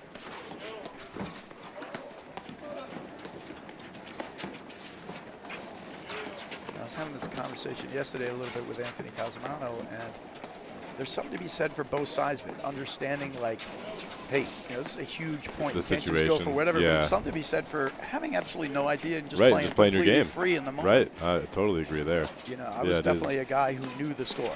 You know, like I you know what the score was, and then I would tighten it up at this moment. Well, and I think a big point and only hit the one shot. And I think some you know, like opposing players may expect certain things where. You know, like when the score gets tighter, it's a different situation, and you know, okay, so now they're going to play more conservative. But then if you have a guy out there like Asis Koenig, who sort of it doesn't matter, you know, makes the way you have to play those points even a little bit different, knowing that he's still gonna go for that backhand no matter what the score is. If you dump it, that's a. Oh, he missed it. He missed it. Oh, I like it though. I like the shot. Absolutely the right time for the cutting high forehand ball. You know, he could have hit a regular drive. The one shot that's missing, he had that one, the let court great get from Erdoyan in the middle of that point. Came right to his forehand. He went for the push forehand. He had the quick release forehand there. That's the time where he needs it. But good hands from those guys. That's the one element that would just make the court almost impossible to find a place to hit the ball against. No, that's absolutely right.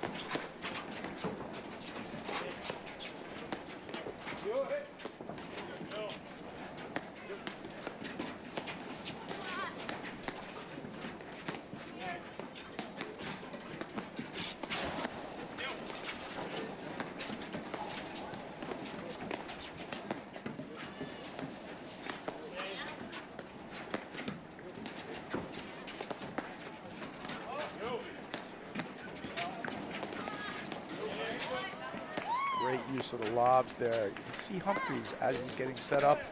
He's actually looking for his spot to lob it. They're not trying to survive back there. They're trying to control the point with their lobs and move to a position where they think the overhead's going to come.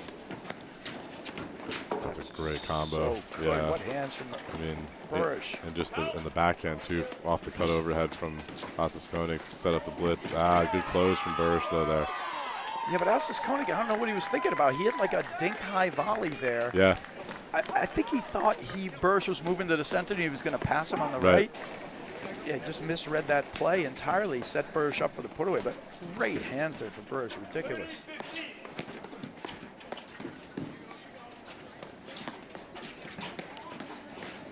15-30 here. This is a big moment. Yeah. Just got their first game. To see him get this within a game, make it a little scoreboard pressure on Humphreys and Assis Koenig. Although, why not get down 5-1 and just make your move back up again? Right? Almost worked last time. It almost worked the last time. Yeah, why not? Yeah, it seems though, just looking at Burrish and Odoria, that at least now they look a little more put together in these points than it was early. You know, they're a little more in control now.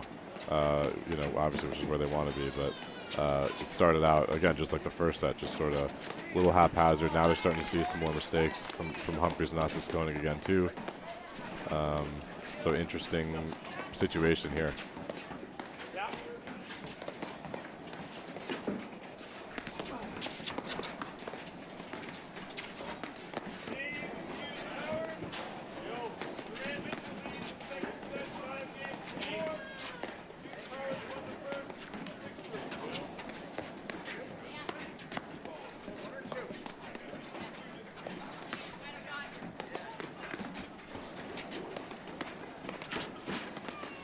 Great volley from Burrish.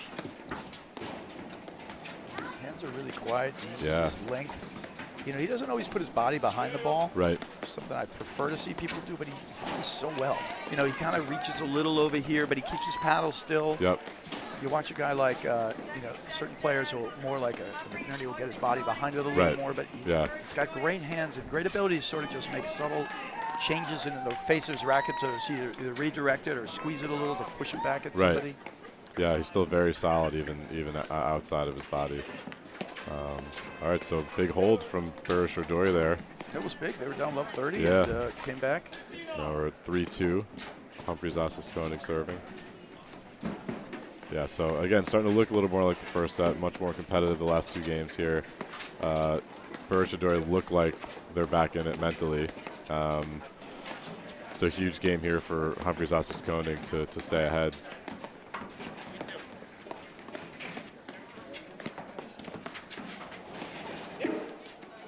Great get there from Odoria.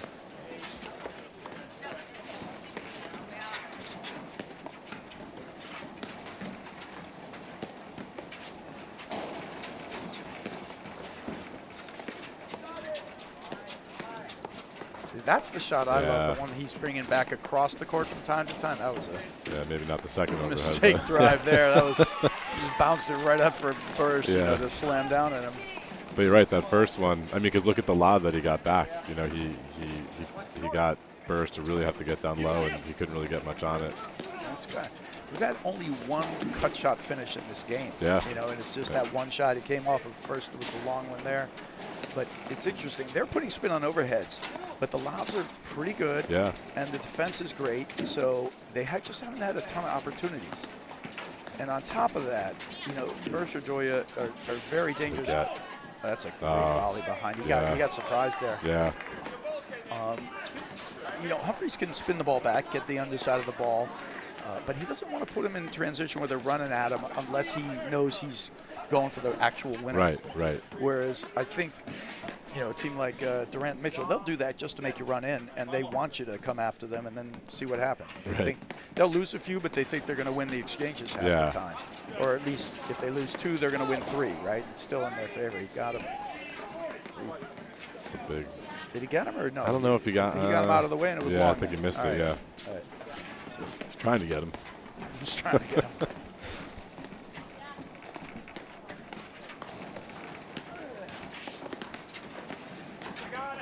Good cross-court lob there.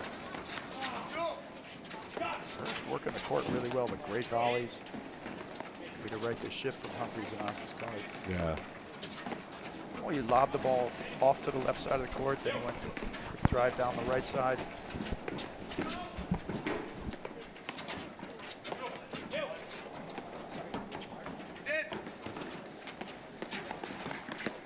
That's a great drive. Yeah, just a huge response there from Asis Koenig. He surprised him. He hit like the lob instead of the transition drive, and then kind of went over right to his forehand there and just crushed it. Yeah, he got it down to his feet.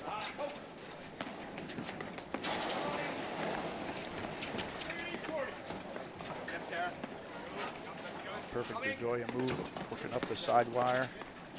Forehand really is pretty automatic. Yeah, he's really only missed a few of them today.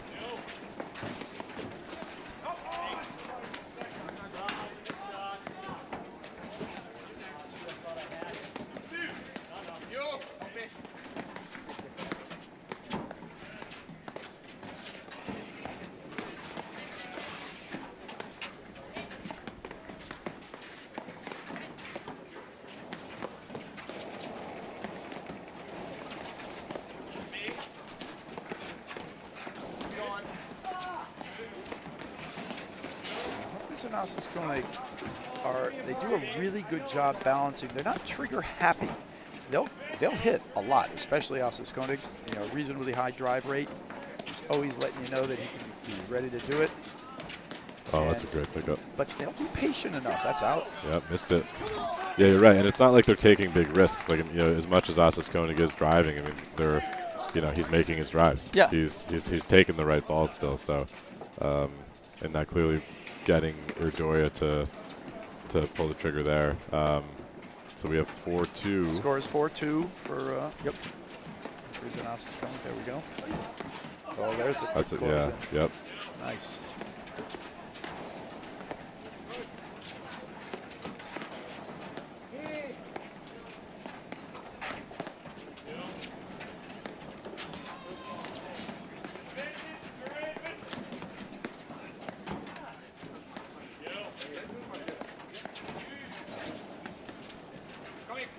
Ooh, a little quick blitz. So he had the nick there, and he did, and it cost. Yeah, they had a little confusion for a second there. I thought, you know, I think Asis Koenig thought that Humphries was crossing in front and taking the ad side, and then he had to race back and right overhead into the nick, and then it shot back at him. Couldn't handle it. Really not particularly difficult except for the confusion. Right. Good job getting out of the way of that one.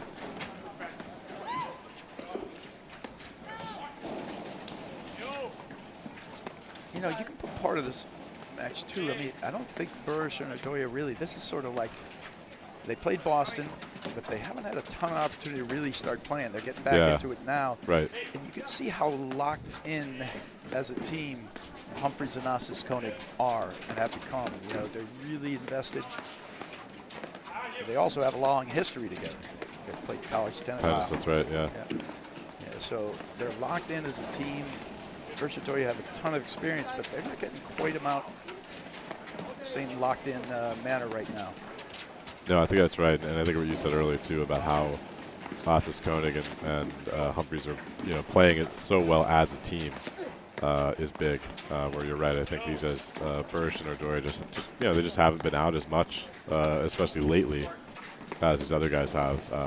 And not for nothing else, I gotta think Asis Koenig and Humphries' confidence is sky high right now with the results they've been having. You know, a bunch of close matches with Durant and Mitchell. They've been having a great season, so I'm sure they're feeling good. You know, an interesting, they've had like sort of an arc with Durant and Mitchell. They've won 3 times this season. The first time they got killed. Right. Second time, they got it to us, you know, they were getting beat, but then they able to right the ship and get it to like a tiebreaker in 1 set, but they lost in straights. And then the third time they played a set, so if the arc follows, maybe they get the win the next time, right? The next one could be a big one. We'll have to see. Oh, that's just there a you huge go. overhead. Good roller in the nick.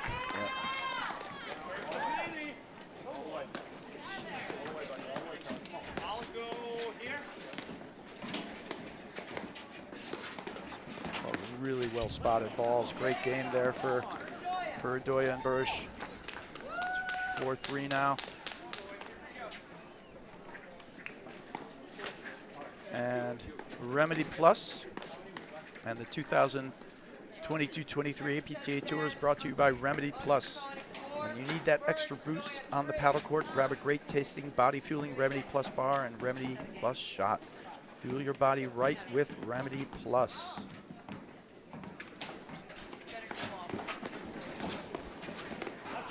I don't know if you had those Remedy Plus bars actually, Greg? You know, I have not. I wonder if Ossis Koenig has.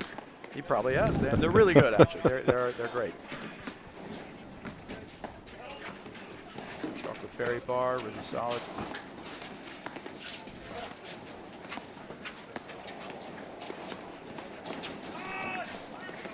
This is a big moment here. This is where, you know, Humphries and Ossis Koenig have been playing great again in this set, but just little things like that miss from Humphries there. You obviously don't want that. Well, that one skipped past the baseline there. But yeah, so them just continuing just to play solid and not let any of those errors sort of creep in at this stage is got to be their focus. Yeah, but they were down 3 love last time Ossis Koenig served, and they were able to get the break for their first game. But now they're just trading a few errors here. Yep. Loose error from Humphries, a couple errors there from Berger-Doya, 30-15. Wow, what a blitz. Yeah, good pickup. And now we're doing it the other way, too. I love it. If he sees it goes to his backhand, stretch volley. He's like, I know I shouldn't have taken that one. And Berger, he's like, sorry. But what a spot there from Ossis Koenig. Great spot on that drive. And, you know, these guys are great athletes. And Doria is one of the best. He's, your eyes can get a little big there, and that's just a beautiful play. That's a great move. And just a little too quick there that game. Exactly right. Unfortunately, an easy hold. Yep. And a moment where they wanted to make him feel pressure of winning points. Live and die by the sword when you go that way. Yeah. You go play those fast blitzy points. So 5-3 now.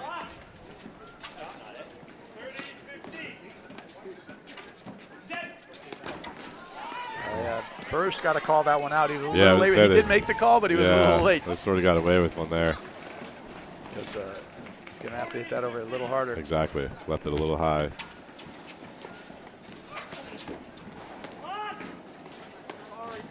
Wow. It must have hit the top. Yeah, I think it hit the tape. It's hard for us to see that here on the monitor, but he just whiffed it. Just must have hit the tape.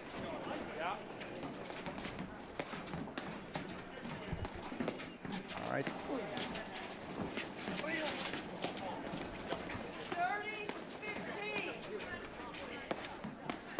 30-15.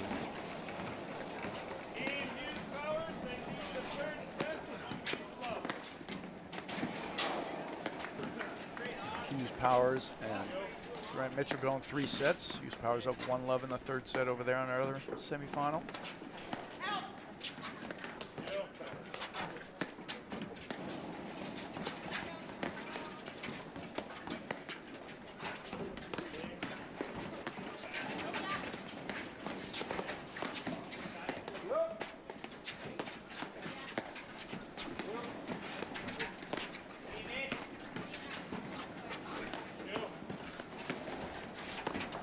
Oh, Humphries backhand. Yeah, he's a little walkabout. He's missed the last 3. He's had a few misses here. Missed the last 3. I wonder if it's getting near the end of the match or he's just missing them. He's setting up for it again. He's going to go for it. I love it. If you're a hitter, you got to hit. Yeah, agreed. All right. A couple of like error-filled holds there for both teams. Yeah, and it's tricky. Like you just said, you get towards the end, and sometimes guys either loosen up a little bit, or they feel like it's almost over, and they're not as precise down the stretch here. So, which again is dangerous here because, Berger-Doya are the defending national champions. They're certainly not going to give it away if they can help it. So we'll see if Humphries can serve it out here, up 5-4.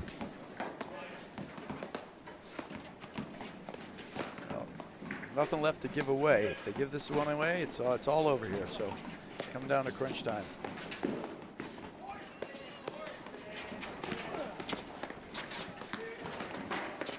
Oh man. I mean, that's his bread and butter It ball. is. Yep, it is. You just don't see him miss that very often. No, he's definitely got to take that swing, but. It's a good move, actually, by Ossis Koenig and Humphries. They were bailing right away. Oh, he made that volley. Yeah. Just pure self-defense. I love that move. Yeah. I love how actually Ardoya changes. He normally volleys with one hand. When he goes into close, he goes with the two-hand. Yeah, that's right. Tomahawk. It's great. Yeah. It's almost like, just slamming it back. Yeah. One of my old partners, Alex Banchila, was probably the best two-handed volleyer I've almost seen. I think that's right. People would come at him hard, and he would take a swinging volley as they were swinging. Full swinging volleys. And right on top of him. Look at Ardoya working up there. He's firing it up. Yeah.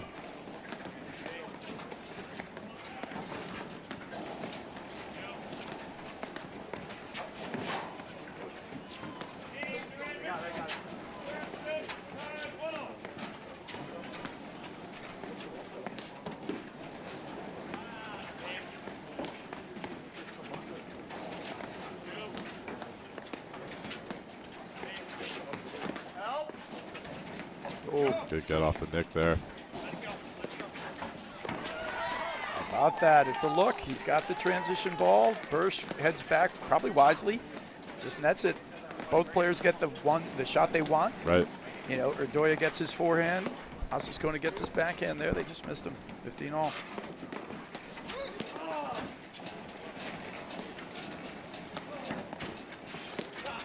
Here's a good ball. I thought he might try a cut finisher. Yeah, I thought it was coming there too. It was the type of ball for it. If he's not, he hasn't hit it enough on the day to feel probably confident even to try it. Right, especially in this moment.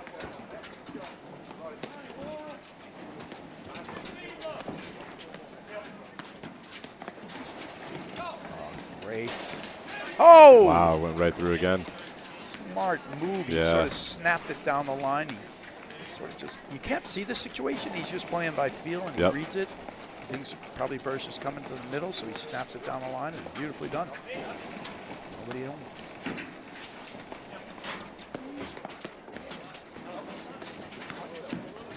Wow.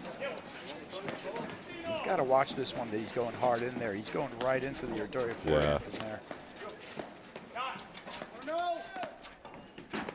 Just gonna stay back. Just great combination of balls. Oh, wow, so that backhand up the line off the screen again. It's a difference maker. Yep, that's been a great shot today for Asas-Koenig. He's right there. He's in what you would consider good position. It's just coming in too hot from too close a position. Right. Might want to start bailing and putting his paddle in one position. He might be playing too many spots there. Like just go all the way to the right side of the court, almost off the court. Right, exactly. Stick your paddle out so that either hits your paddle or that's it. Or it's out, right, exactly. Or it's going by you and your partner's getting it. I think that's what you're going to have to do against it. It's just too good a backhand that he's got there.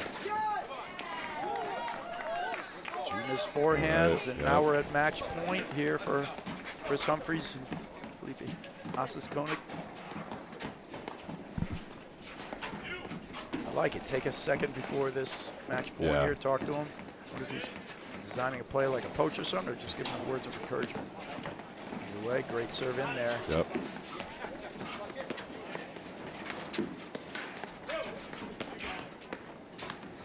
Nice great pickup, volley. And that's out. There it is. Well, that's a great match. I think as you stated earlier, Humphreys and Asas-Koenig are playing incredible paddle right now, playing as a team.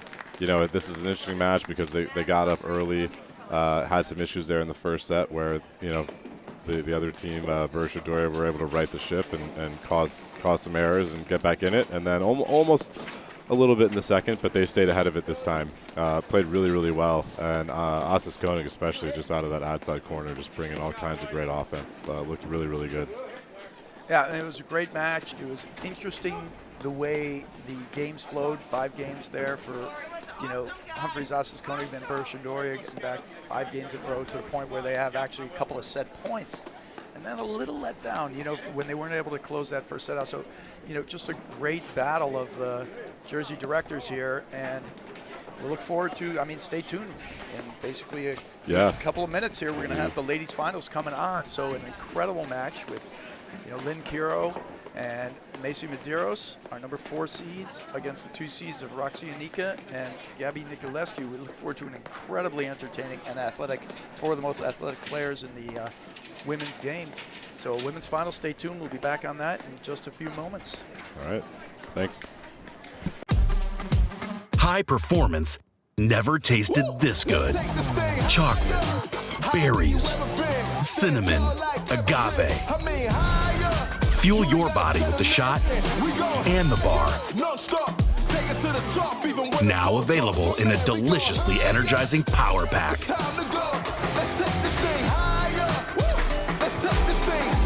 See how much farther you can go with Remedy Plus.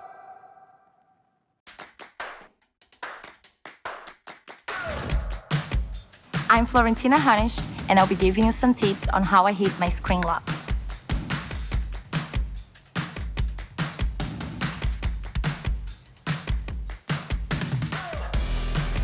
The purpose of this shot is to push your opponents off the net so later on you can cause a reaching volley error. Ideally, you want to do this shot when your opponent's very close to the net or you're out of balance or out of position, you need to buy yourself time. I would like to make sure when I'm hitting my screen lobs, I imagine 2 balls are coming and I want to keep that ball on my paddle for as long as I can. So wait for the ball to come to your waist high and then guide the ball all the way up.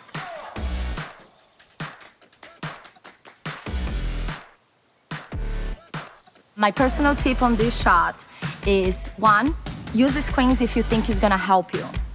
2, make sure the pick of your lob happens on your side of the net. And finally, if your lob is still going out, just remember, it's an elevator, not an escalator.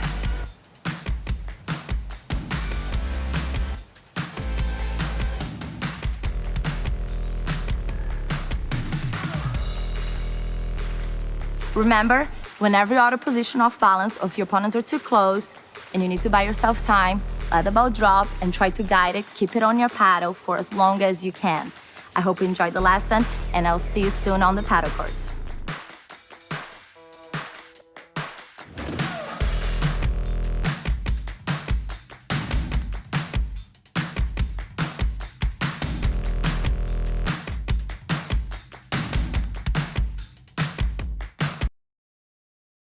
Welcome to CI Private Wealth. Here, you'll find a profoundly different wealth management experience. With the strength of our parent, CI Financial, we've built a diverse, world-class wealth management firm at a size and scale like no other. That means no matter how complex, extreme, or niche your wealth goals may be, you'll be matched with an advisor who can help navigate all of life's many challenges, whether personal or professional, so you can stay focused on the journey. Our advisors are the reason why our strategies are so unique, why our services are so personal, and why your wealth management experience can be so profoundly different. Get started today.